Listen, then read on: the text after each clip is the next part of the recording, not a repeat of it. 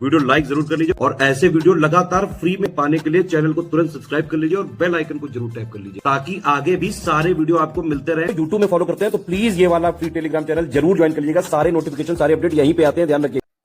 नमस्कार दोस्तों, आप सभी का स्वागत है स्टडी फॉर एग्जाम्स में। दोस्तों, आज हम लोग 12 मार्च के करंट अफेयर को कवर करेंगे। आगे बढ़ने से पहले बताना चाहता हूं, लेखपाल के नए सिलेबस और नए पैटर्न के अनुसार जो है हमारा बैच शुरू किया गया है। स्मार्ट बोर्ड क्लासेज आपको उपलब्ध होगी, क्लास नोट्स दिए जाएंगे और 30 टेस्ट सीरीज दी जाएगी। और यह जो बैच आपको ज्ञान सर एजुकेशन ऐप पर उपलब्ध होगा, जिसमें कूपन कोड आप यूज करेंगे, ये ज्ञान सर कूपन कोड यूज करेंगे तो जो बैच की एक्चुअल जो प्राइस होगी वह है 499। आप जो बैच की एक्चुअल प्राइस होगी 499 फीस पे करके आप इस बैच से जुड़कर जो है अपनी तैयारी को बेहतर कर सकते हैं। अगर कोई जानकारी चाहिए तो 9236693779 नंबर है, इस पे कॉल या व्हाट्सएप कर जो है जानकारी प्राप्त कर सकते हैं। आइए देखते हैं पहला प्रश्न। तो ऑल इंग्लैंड ओपन 2026 के फाइनल मुकाबले में भारतीय शटलर लक्ष्यसेन को हराकर किस देश के लिन चू इन ने जो है पुरुष एकल खिताब जीता है? तो यह जो है खिलाड़ी हैं ताइवान की। लिन चुन ई जो है भारतीय शटलर लक्ष्य सेन को हराकर जो है पुरुष एकल का खिताब जीत लिया है ऑल इंग्लैंड ओपन 2026 के। बी ऑप्शन इसका सही आंसर है। हाल ही में किस भारतीय प्रौद्योगिकी संस्थान आईआईटी के सस्टेनेबिलिटी स्किल्स और इनोवेशन के लिए हनीवेल कंपनी के साथ मिलकर एक सेंटर ऑफ एक्सीलेंस स्थापित करने की घोषणा की है? तो यह जो घोषणा की गई है यह आईआईटी बॉम्बे के साथ घोषणा की गई। सी ऑप्शन इसका सही आंसर है। सस्टेनेबिलिटी स्किल और इनोवेशन के लिए जो है हनीवेल कंपनी के साथ जो है आईआईटी बॉम्बे ने सेंटर ऑफ एक्सीलेंस स्थापित करने की घोषणा की है। सी ऑप्शन इसका सही आंसर है।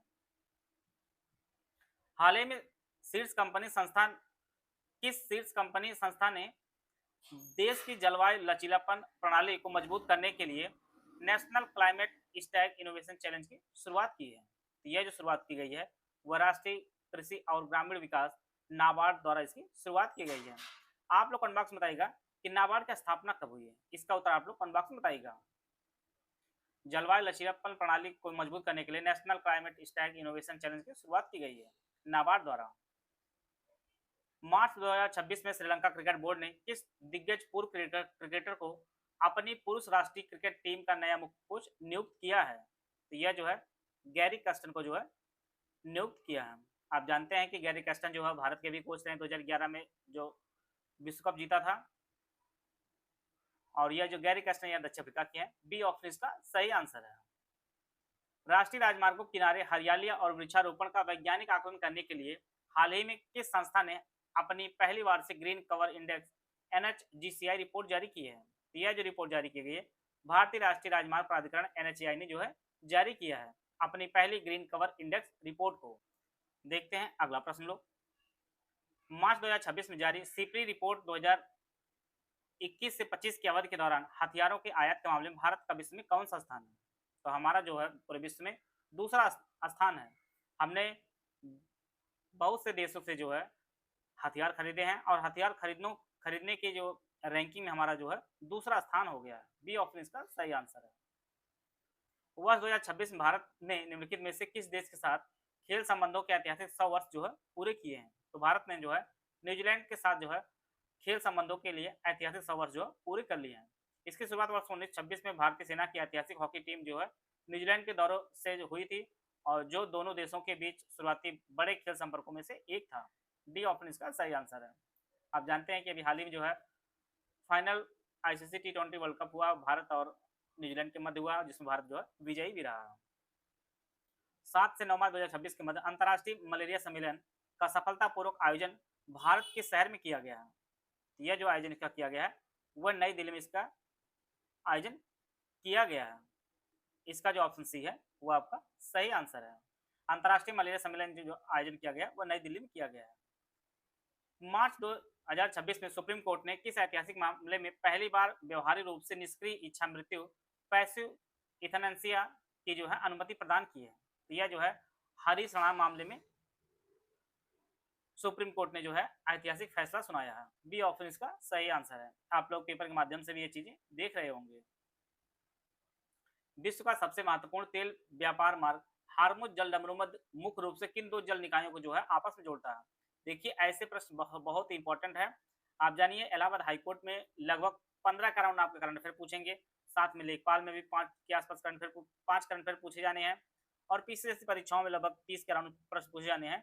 ऐसे प्रश्न जो है बेहद इंपॉर्टेंट है। आप इसको स्टैटिक भी कह सकते हैं और स्टैटिक रिलेटेड करंट के मुद्दे ऐसे रहते हैं। यह जो है जोड़ता है ये फारस खाड़ी को ओमान खाड़ी से। इसका जो बी ऑप्शन इसका सही आंसर है। हॉर्मुज जलडमरूमत जो है ये फारस खाड़ी और ओमान खाड़ी को जोड़ता है। बी ऑप्शन इसका सही आंसर है। हाल ही में केंद्र सरकार ने जीडीपी गणना के लिए अपना आधार वर्ष बेस ईयर को जो है 2011-12 बदलकर क्या कर दिया, जिस कारण प्रमुख आर्थिक आंकड़ों में बड़ा संशोधन हुआ है। अब जो है इसको 2022-23 कर दिया गया है। अब जो है आधार वर्ष जो है वह 22-23 हो गया है। पहले ये आपका 11-12 था। डी ऑप्शन इसका सही आंसर है। मार्च 2026 में जारी आईसीसी महिला रैंकिंग के अनुसार कौन सी भारतीय क्रिकेटर दुनिया की नंबर 1 वनडे बल्लेबाज बन गई हैं? तो यह जो है स्मृति मंधाना जी हैं, जो आईसीसी महिला रैंकिंग में जो है पहला स्थान जो है पाया है। ए ऑप्शन इसका सही आंसर है। मार्च 2026 में हरमन कुलके का 87 वर्ष का निधन हुआ है। वह एक प्रसिद्ध थे। इसका जो सही आंसर है वो ऑप्शन इंडोलॉजिस्ट थे। हरमन कुलके का निधन हुआ है। वह एक प्रसिद्ध जो है इंडोलॉजिस्ट थे। भारतीय इतिहास के अध्ययन में उनके योगदान को मान्यता देते भारत सरकार वर्ष 2010 में उन्हें जो है पद्मश्री से जो है सम्मानित किया था हरमन जी को। सी ऑप्शन इसका सही आंसर है। पश्चिम एशिया के बढ़ते भू राजनीतिक तनाव कारण भारत सरकार ने देश में एलपीजी और प्राकृतिक गैस की आपूर्ति सुरक्षित करने के लिए हाल ही में किस अधिनियम को जो है लागू किया है? यह जो है आवश्यक वस्तु अधिनियम 1955 को जो है लागू कर दिया है। जैसा कि आप लोग देख रहे होंगे एलपीजी और प्राकृतिक गैस की जो है कमियों को लेकर काफी समस्या हो रही है, इसके लिए लागू किया गया है। 14 वर्ष की सेवा के बाद मार्च 2026 में पृथ्वी के वायुमंडल में पुनः प्रवेश करने वाला लगभग 600 किलोग्राम वजनी पुराना उपग्रह वैन एलन प्रोब ए किस अंतरिक्ष एजेंसी का है? इसे जो है नासा ने भेजा था। इसका नाम वैन एलन प्रोब ए है। सी ऑप्शन इसका सही आंसर है।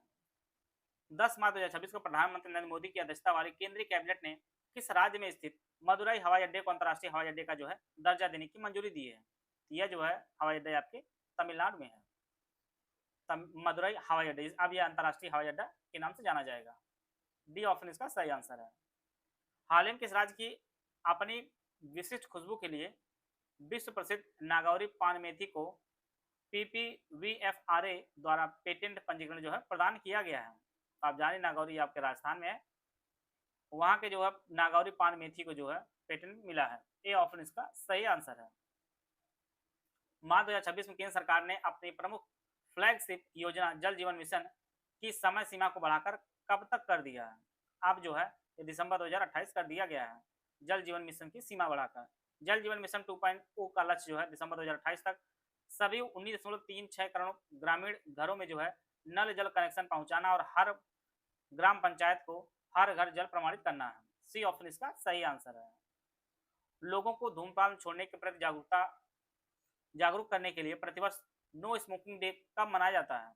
यह जो मनाया जाता है मार्च के दूसरे बुधवार को मनाया जाता है no smoking day. D option इसका सही आंसर है।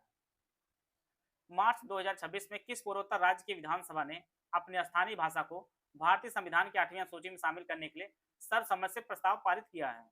यह जो है मिजोरम ने किया है।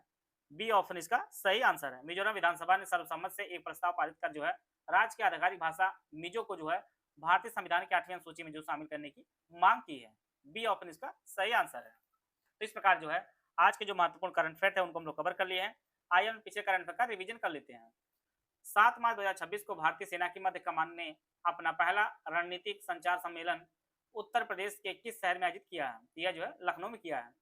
9 मार्च 2026 से नई दिल्ली में शुरू हुए विकसित भारत युवा कनेक्ट कार्यक्रम के दूसरे चरण का आयोजन भारत सरकार ने किस मंत्रालय द्वारा किया जा रहा है? यह जो है केंद्रीय युवा कार्यक्रम एवं खेल मंत्रालय ने किया है।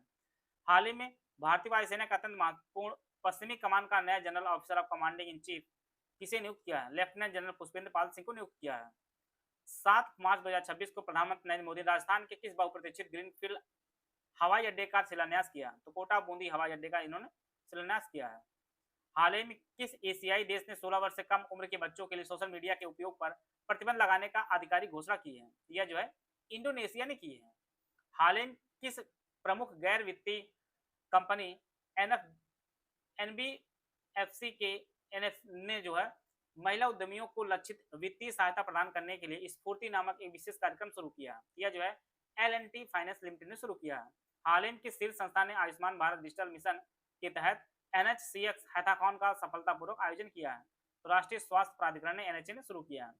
मार्च 2026 वरिष्ठ राजनयिक अनीता शुक्ला को किस दक्षिणी अमेरिकी देश में जो है भारत के अगले राजदूत के रूप में नियुक्त किया गया है? तो यह जो है इक्वाडोर की नियुक्ति हुई है।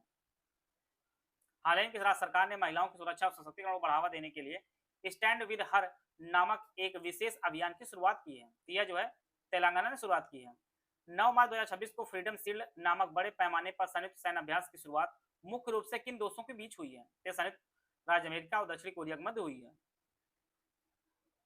हाल ही में किस भारतीय केंद्रीय मंत्री को प्रतिष्ठित इंडिया यूके अचीवर्स अवार्ड 2026 से जो है सम्मानित किया गया है? तो यह जो है जयंत चौधरी जी को सम्मानित किया गया है। हाल ही में किस प्रमुख भारतीय बैंक ने महिला सशक्तिकरण को बढ़ावा देने के लिए $500 मिलियन का सिंडिकेटेड सोशल लोन लॉन्च किया है? तो यह जो है एसबीआई ने लॉन्च किया है। हाल ही के शहर के नगर निगम ने स्वच्छ भारत मिशन शहरी 2.0 के तहत खतरनाक नहरों की सफाई के लिए जी स्पाइडर नामक एआई संचालित रोबोट लॉन्च किया, जिसे जो है तिरुअनंतपुरम ने लॉन्च किया है। हाल ही में प्राग इंटरनेशनल